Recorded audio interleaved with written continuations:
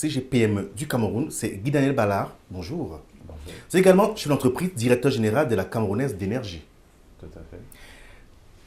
Tout près de moi, c'est le docteur Sangué Robert Fosso. Bonjour. Bonjour.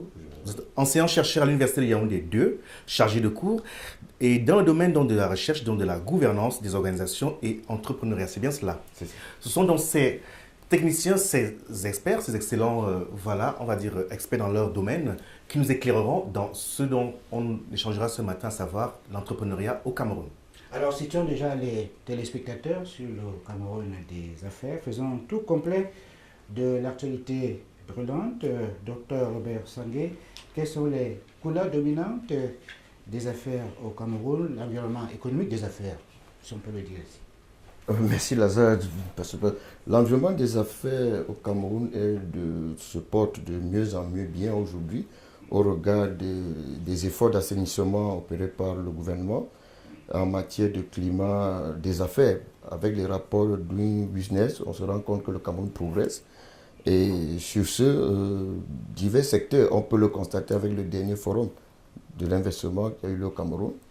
Et ce fameux rendez-vous avec les Camerounais de la diaspora. De la diaspora également, où des idées ont été émises, des projets ont été proposés, au total plus de 300 projets. Ce qui veut dire que le Cameroun représente une terre d'attractivité en matière d'investissement. Et ceci, on peut l'appréhender au niveau des différents investissements importants que l'on réalise aujourd'hui au Cameroun pour essayer de pallier les insuffisances en énergie. Parce que dans l'investissement, dans l'entrepreneuriat, il faut que l'énergie soit au rendez-vous. Et également, On ne coupe jamais le courant électrique.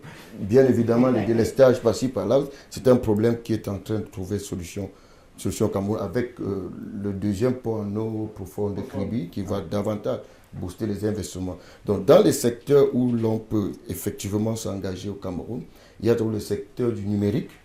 Nous avons l'agriculture, disons l'agriculture de seconde génération. Il y a la logistique qui devient un domaine important que les gens ignorent. Donc voilà, de façon